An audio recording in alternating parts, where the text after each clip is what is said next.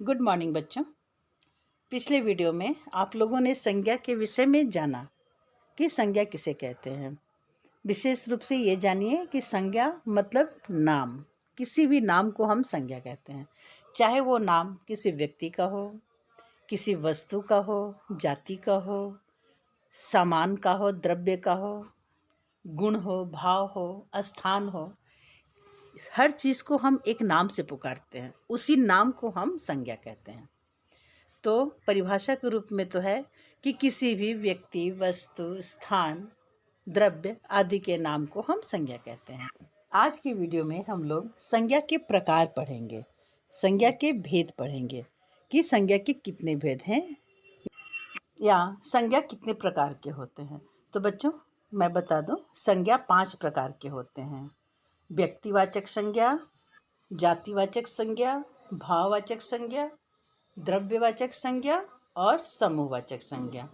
अब हम लोग एक एक संज्ञा को, एक एक भेद को विस्तार से पढ़ेंगे। सबसे पहले है व्यक्तिवाचक संज्ञा।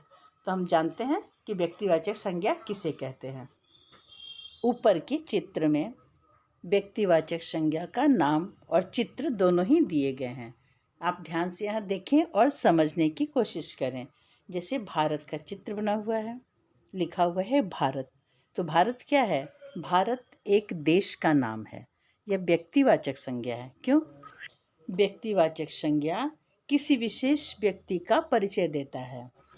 अब जैसे देश को ले लें तो देश क्या है? एक महादेश में कई देश होते हैं। हर देश को हम लोग देश कहते हैं।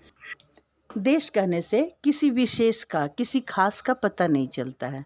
लेकिन जैसे ही हम कहते हैं भारत देश, तो भारत देश एक ही है। दुनिया में एक महान देश है भारत। तो भारत क्या है? व्यक्तिवाचक संज्ञा है। उसी तरह से नीचे एक लड़की का चित्र दिया गया है।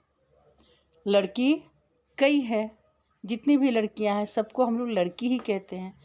लेकिन यहाँ नाम लिख दिया है सपना। सपना कहने से किसी खास एक लड़की का बोध होता है। उसी तरह से नीचे योगी जी की तस्वीर दी गई है। योगी जी ये उत्तर प्रदेश के मुख्यमंत्री हैं। तो मुख्यमंत्री तो कई हैं, सब व्यक्तिवाचक संज्ञा में नहीं है। लेकिन जब नाम दे दिया गया योगी, तो योगी यह व्यक्तिवाचक संज्ञा हो गया। उसी तरह से होली एक त्योहार का नाम है, रामायण एक ग्रंथ का नाम है, रक्षाबंधन एक त्योहार का नाम है, हिमालय एक पर्वत का नाम है, अशोक मार्ग एक रास्ता है जिसका नाम अशोक मार्ग है। और ये दिशाएं तो कितनी हैं? यहाँ दिया गया उत्तर दिशा, ये भी नाम हो गया। तो ये सब जितने नाम हैं जो किसी खास का बोध कराते हैं, उसे ही हम लोग कहते हैं व्यक्तिवाचक संज्ञा। इन उदाहरणों से आप समझ गए होंगे कि व्यक्तिवाचक संज्ञा क्या है। लेकिन अब मैं इसकी परिभाषा आपको बता दूं, आप उसे याद भी कर लें। कभी कभी कहीं कुछ कन्फ्यूजन हो तो आप परिभाषा से उसे समझ सकते हैं। तो बच्चों कॉपी और पेन उठाइए और नोट कर डालिए। व्यक्तिवाचक संज्ञा किसे कहते हैं? जिससे किसी खास व्यक्ति, वस्तु या स्थान के नाम का बोध हो, उसे व्यक्तिवाचक संज्ञा कहते हैं। जैसे भारत, सपना, योगी, होली, रामायण, रक्षाबंधन, हिमालय, अशोक मार्ग, उत्तर दिशा, ये सब व्यक्तिवाचक संज्ञा के उदाहरण हैं। आप और भी लिख सकते हैं। मैंने जितने उदाहरण दिए हैं केवल वही व्यक्तिवाचक नहीं है। आप और भी किसी खास व्यक्ति का नाम लिख सकते हैं, जैसे मोहन, सोहन, रोहन, रीता, गीता, सीता। जगह के नाम में भी पटना, दिल्ली, बनारस, कुछ भी किसी खास का जब बोध कराए तो याद रखिए कि वो व्यक्तिवाचक संज्ञा है।